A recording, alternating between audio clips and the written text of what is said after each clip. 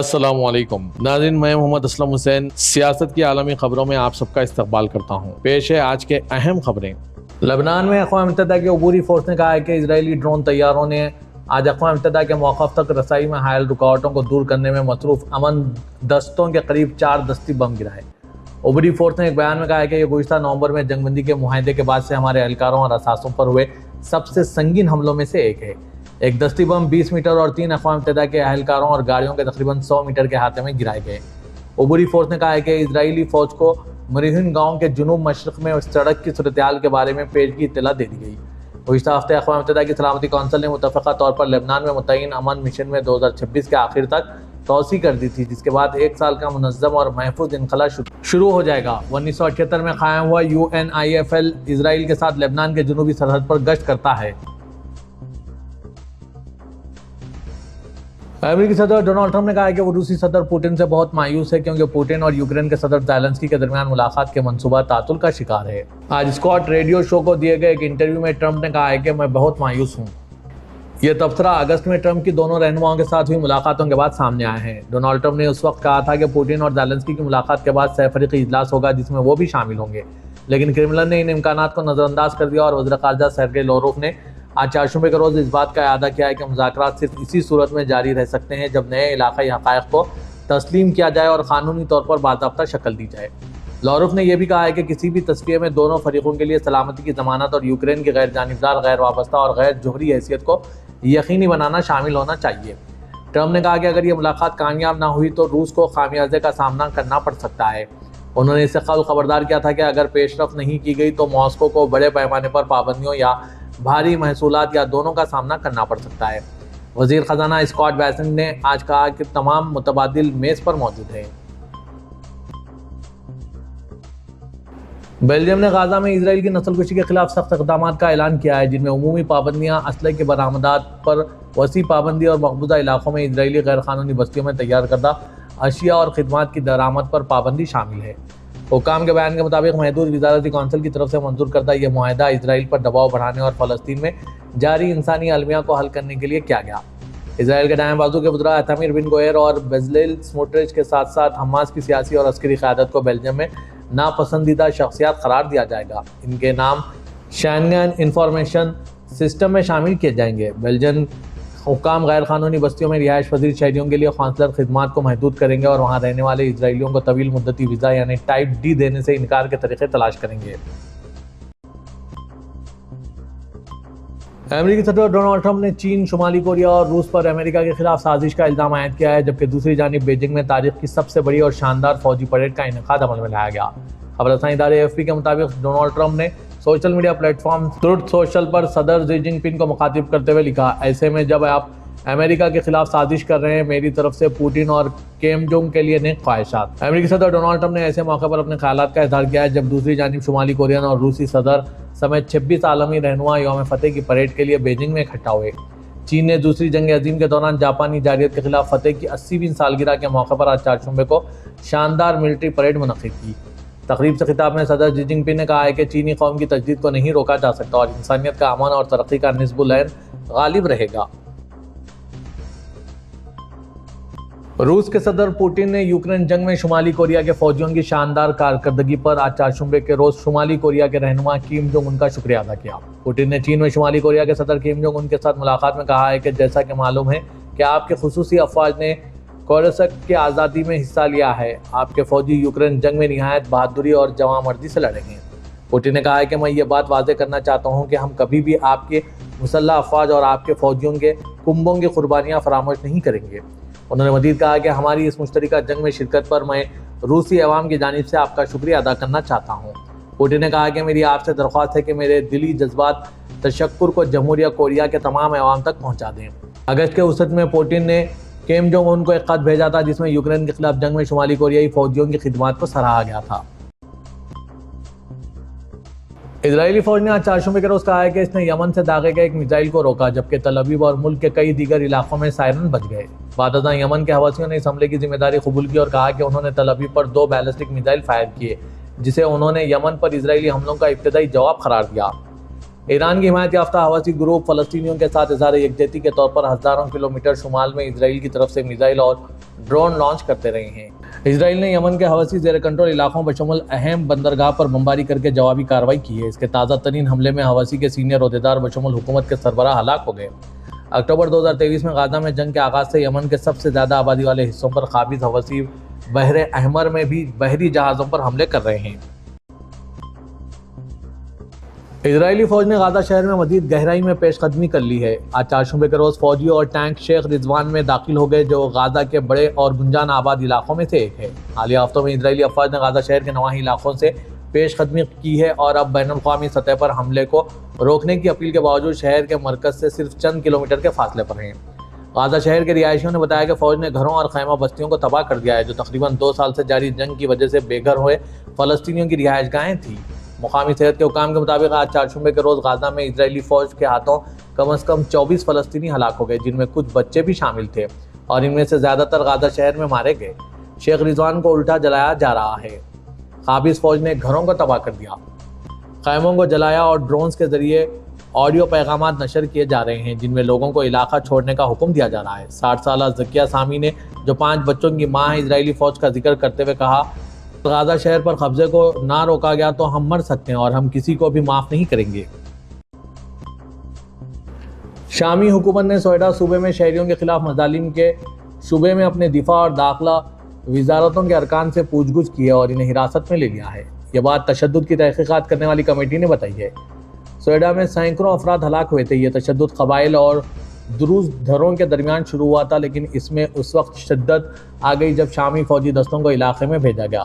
غمزدہ رشتہ داروں نے حکومتی فورسز پر کیمرے کے سامنے ایگزیکیوشن طرز کی ہلاکتیں کرنے کا الزام لگایا۔ شام نے 31 جولائی کو تشدد کی تحقیقات کے لیے ایک کمیٹی مقرر کی تھی۔ اس کے ترجمان عمار عزا الدین نے منگل کی رات شامی اور علاقائی میڈیا آؤٹ لیٹس کو بتایا کہ داخلہ اور دفاع دونوں وزارتوں کے ارکان سے پوچھ گچھ کی جا رہی ہے اور مظالم میں ان کی مشتبہ شمولیت پر انہیں عدلیہ کے حوالے کر دیا گیا۔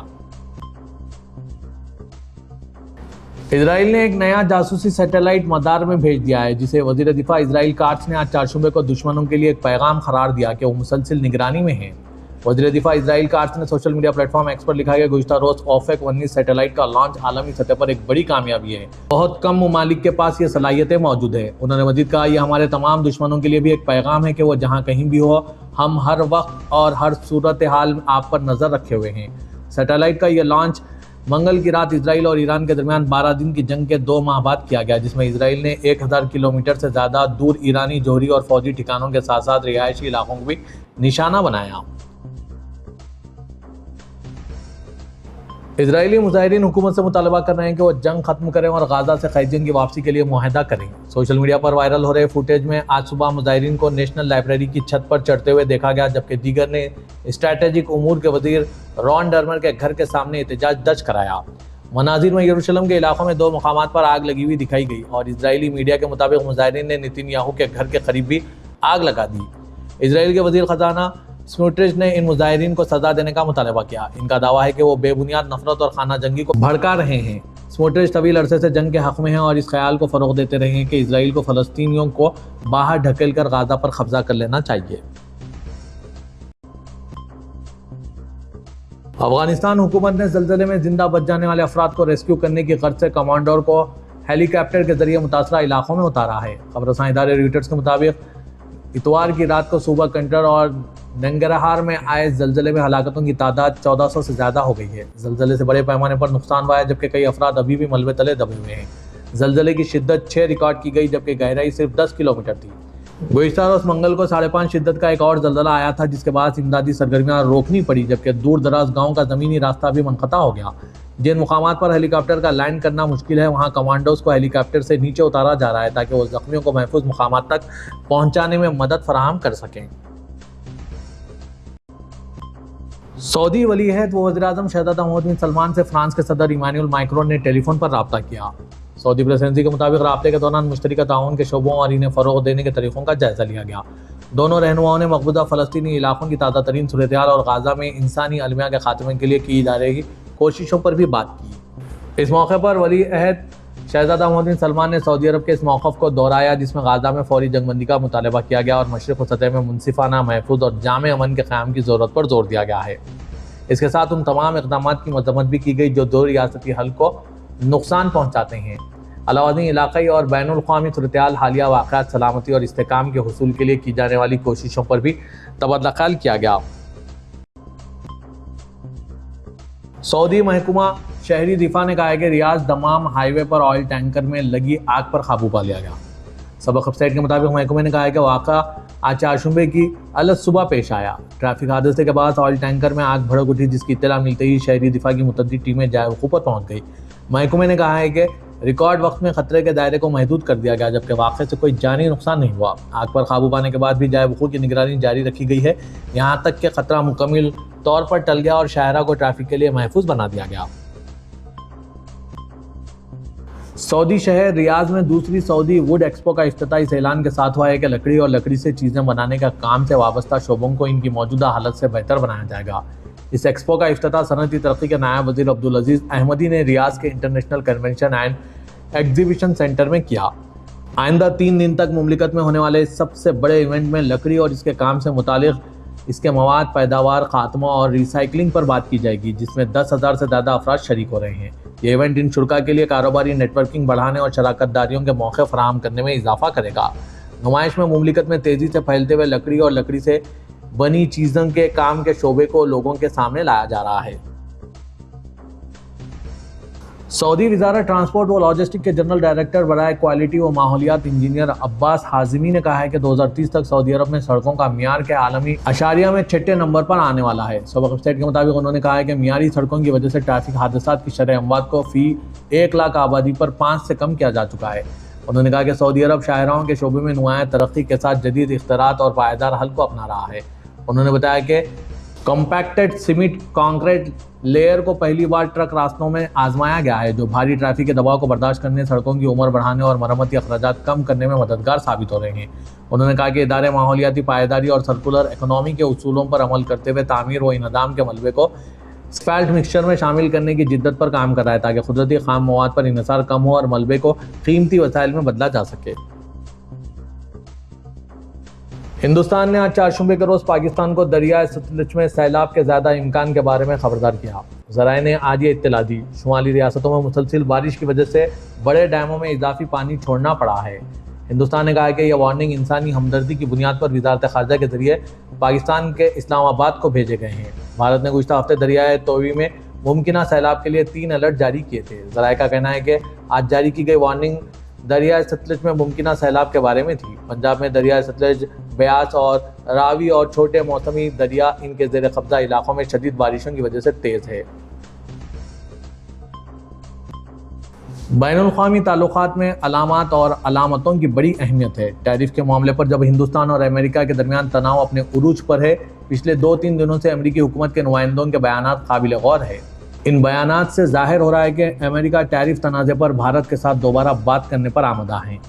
1 سپٹمبر کو جب پی ایم نریندر مودی روس کے صدر پوٹن اور چینی صدر شی جن پنگ SCO سمٹ کے دوران ملاقات کر رہے تھے، تقریباً اسی وقت ہندوستان میں امریکی سفارت خانے سے ایک ٹویٹ آیا۔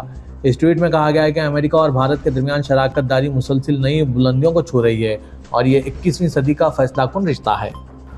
اور دوسری طرف امریکی صدر ڈونلڈ ٹرمپ کے قریبی دوست فن لینڈ کے صدر الیگزینڈر اسٹیپ نے کہا کہ اگر ہم ہندوستان کی طرح گلوبل ساؤتھ کے لیے زیادہ تعاون پر مبنی اور احترام پر مبنی خارجہ پالیسی نہیں بناتے ہیں تو ہم یہ کھیل ہار جائیں گے۔